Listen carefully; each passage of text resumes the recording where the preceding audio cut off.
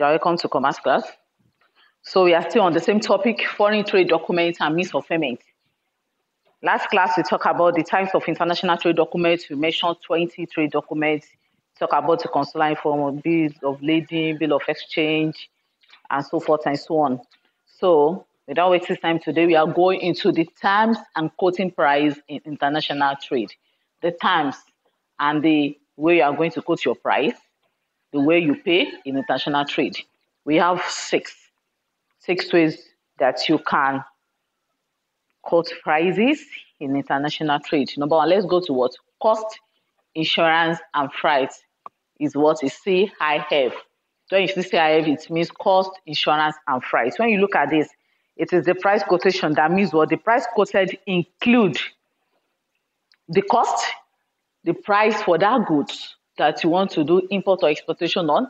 It must include the cost of the goods, the freight, that's me, the freight of the goods, and the next one, it must include what? Insurance, up to the port destination.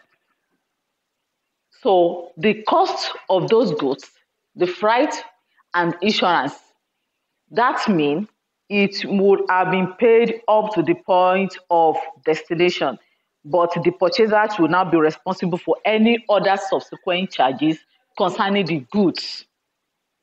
But concerning that goods, the cost and insurance and the freight will already been covered by the person that is sending the goods down to you. So you that are receiving or purchasing the goods will now continue to take up the remaining charges. You take up the remaining charges concerning the goods. The next one is what? Free on board. That is FOB. When you're talking about FOB, this means that the price covers all the costs up to the ship, including the charges payable for loading goods onto the ship. So all the costs, that is what they call it, free on board. All the costs that cover the uploading, the packing of the goods to the ship, and every other thing already be paid for. So that's me. The purchaser will just go there, pack the goods, and transport it back to his own or her own arena. So that is what free on board. When you see FOB, that's me. You don't need to pay any charges again on that particular goods. Now, when we are talking about FAS, that is free alongside ship. When we are talking about this one, that's me. The price quotation that includes all charges used to deliver the goods to the side of the ship. To the side of the ship, not the uploading of the goods into the ship, but to the side of the ship. But it excludes the charges for loading the ship. Why the buyer, the purchaser, will be responsible for the loading of the goods into the ship. But when I'm talking about free alongside, so the seller will just have to pay for the goods up to the point where you are going to receive that goods to the ship. So now the cost of loading it inside the ship and send it down to you, you are going to pay the charges. So that is why this one, the free on board, is quite different from the free alongside. So when you are paying, you have to ask the seller, the owner of the goods, that which one are you going for? Is it the FOB or the FAS? And another one is what? Free on rail. When you say rail, you know that you are talking about the railway. So that's me. This one too includes the price quotation. That means the seller has paid all charges, including loading the goods on the rail. The purchaser will just take over other charges such as insurance from them. So I'm talking about free of rail. The goods, the owner of the goods will help you to transport your goods to the rail. They will load it to the rail, inside the rail. So it's now the remaining charges is for you to now pay maybe the insurance or any other cost or any other charges given to you. So you'll be the one to pay. That's me, the buyer will be the one to pay for the remaining charges. The next one is CF, that is what? Cost of freight. When you're talking about cost of freight, it means the price quoted covers all the charges, including the freight payable to the point of destination, while the buyer pays for the insurance. It's almost similar to what? To free of rail. But this one is just what?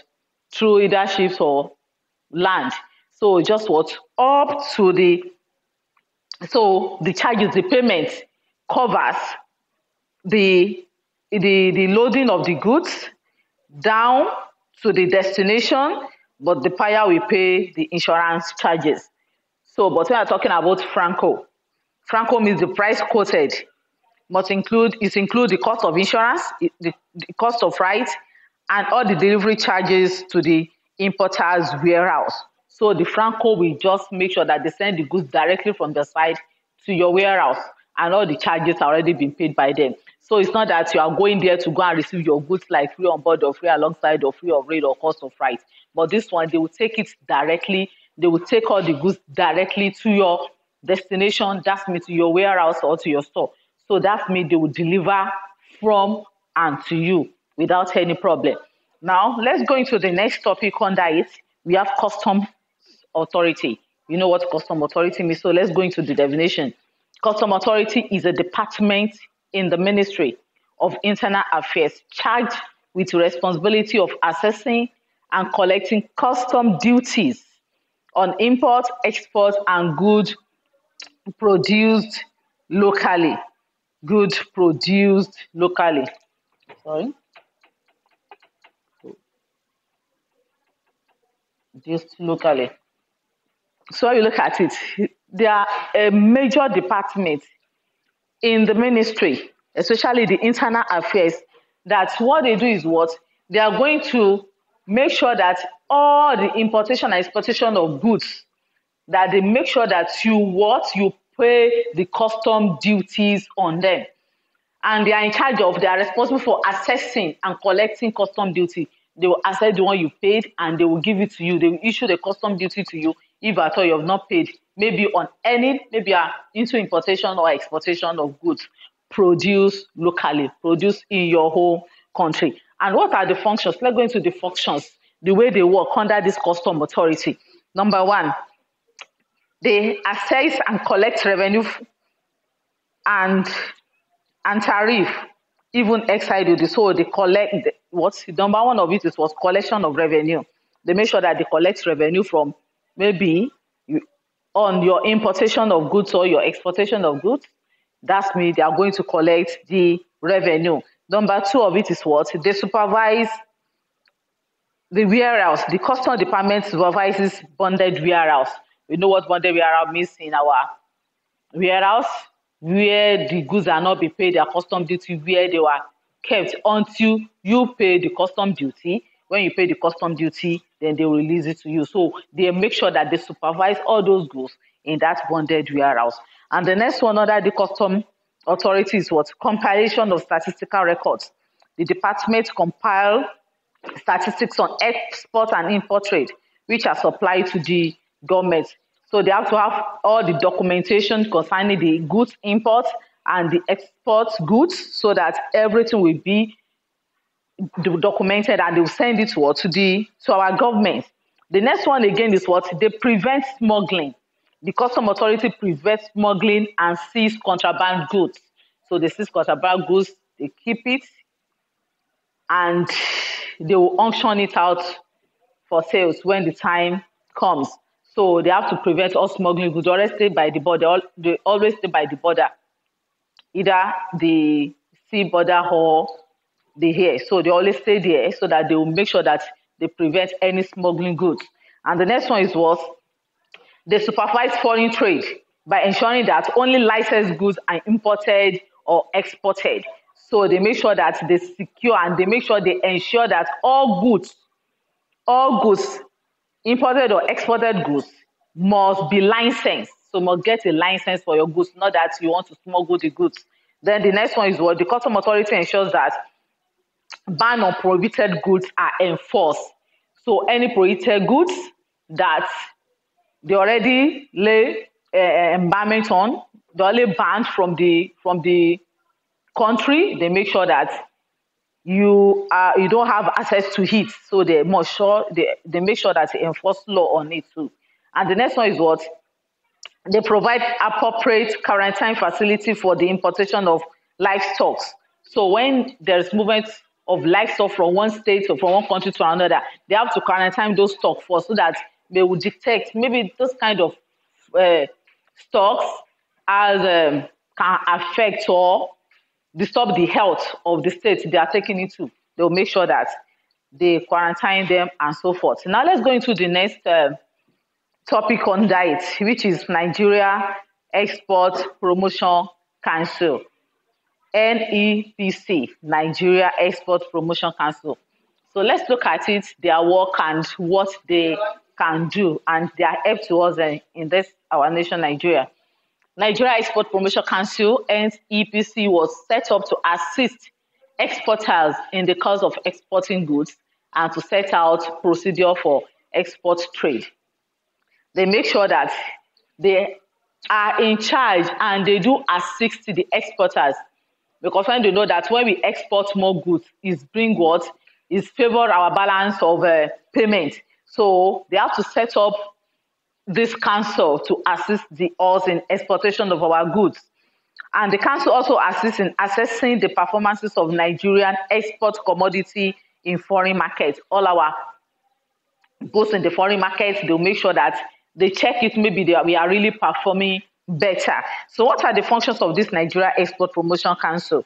Number one is trade enhancement activities.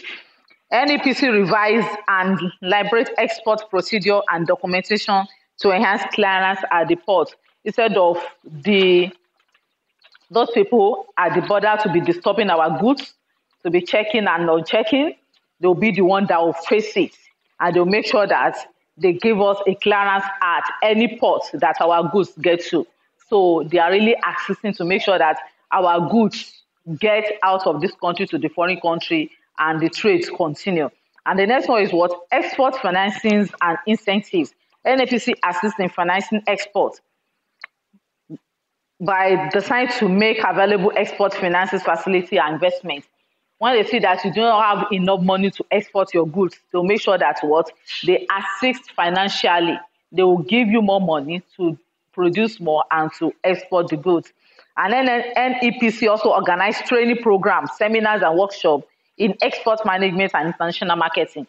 They make sure they set up an organization, a seminar, to let our companies, the producers, to understand what they can do, what they expect of them to do when they want to export their goods. And the council works hand in hand with other government too, other government agencies, to assist in the preparation of export documents. So anybody in charge of the documents for us to have easy access in exporting our goods, they make sure that they work ends in ends along with them, and they'll make sure that our good is ready for exportation. Then the next one is that the council, the NEPC, establishes and operates international trade information center to provide prompt information services. So when they know that there's any law, anything that's going to happen, they'll make sure that they quickly disseminate that kind of information so that they will know what to expect and what they can do. And this council also, they produce publicity materials to publicize the export potential of the country. By so doing, create awareness for them and the council activities. So they also make awareness to other companies that are still struggling to meet up into the foreign or international trade by exporting their goods. To make sure they tell them why and the needs they have to be into exportation of goods. So they will tell them the reason why. And the next one there is what?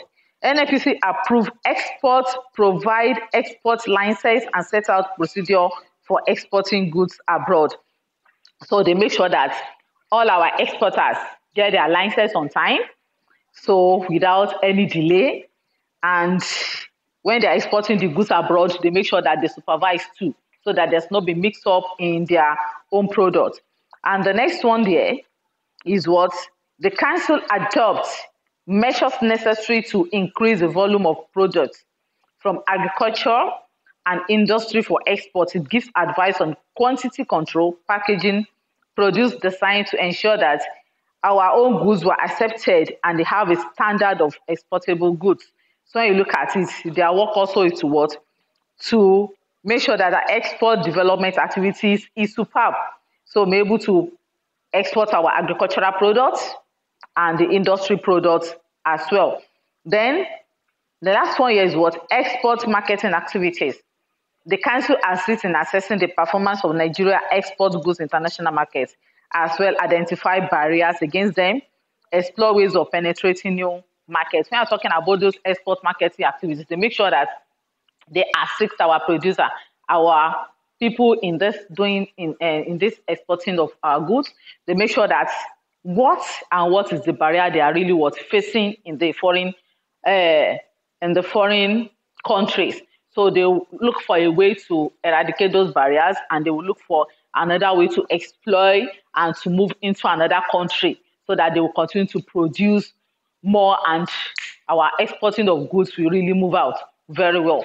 And when we are talking about this, they really help because it makes our exportation to move higher and to favor our balance of payment in Nigeria. So as I already said concerning the foreign trade documents and means of payment, we have different times and quoting price international markets. If you look at it very well, you pick the one that really favors you. And talk about the custom duty. They are very responsible in assessing and collecting our custom. So till meet next week, I want us to revise and read. God